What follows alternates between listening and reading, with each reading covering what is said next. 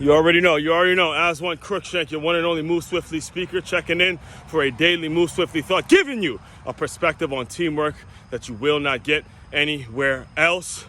And just last night, I was listening to watching and listening to a video that my guy Dre Baldwin put out about the whole Rebecca Richardson situation. This was the female Duke volleyball player that I vented about, I think it was last week or 2 weeks ago, about how she claimed to have been the victim of racial slurs and racial taunts.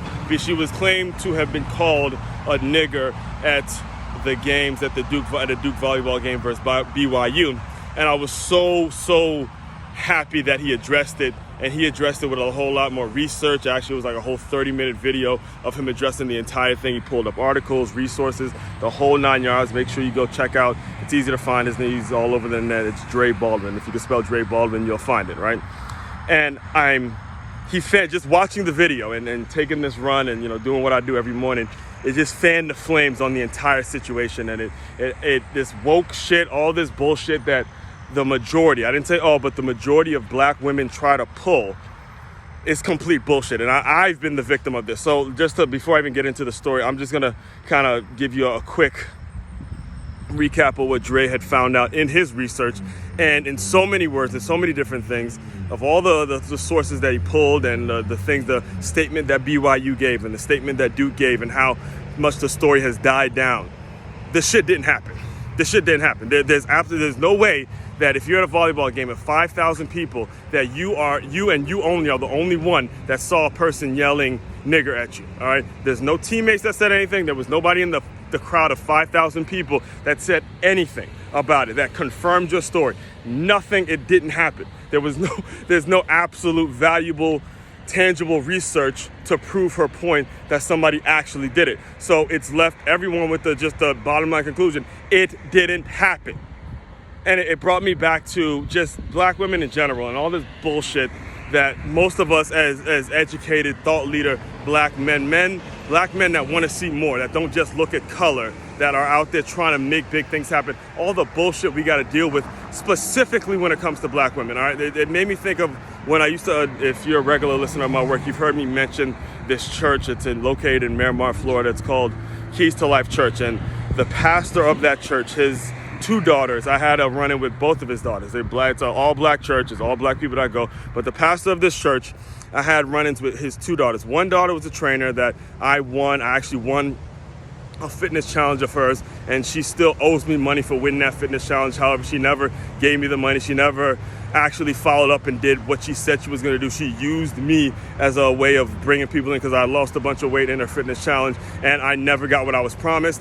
And also, I started going to the church, and yes, there was some interest in, I was somewhat interested in the other daughter because she was a Miami Heat dancer, and there's nothing wrong with that. I mean, she's one of 2,500, probably more millions of girls living in South Florida who are either aspiring Heat dancers or former Heat dancers. She's one of them. So it's of course he has some level of interest in getting to know her, but it really wasn't that big of a deal, right? So the last time I went, when I was just officially done with the whole fucking thing, was when her name was Brittany. She's actually the in-arena host for the Miami Heat now.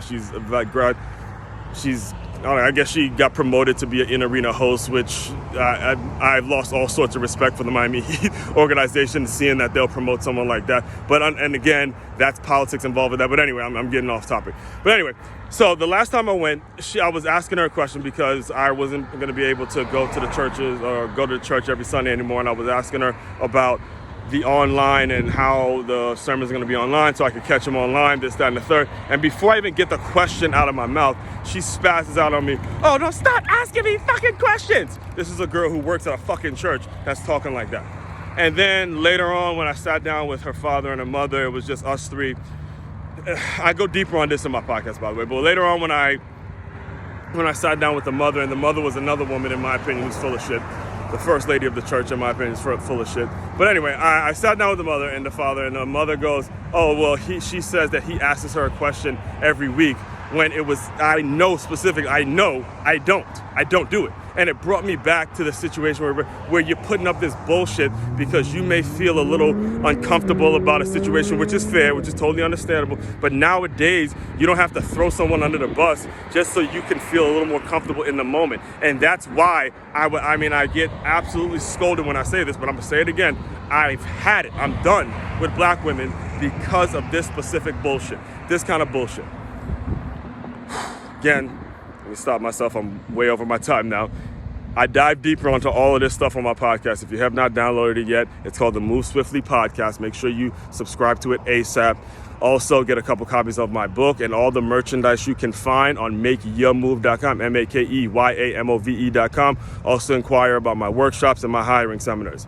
Everyone out there, Aswand Cruickshank checking out. You guys continue to move swiftly. We will talk more soon.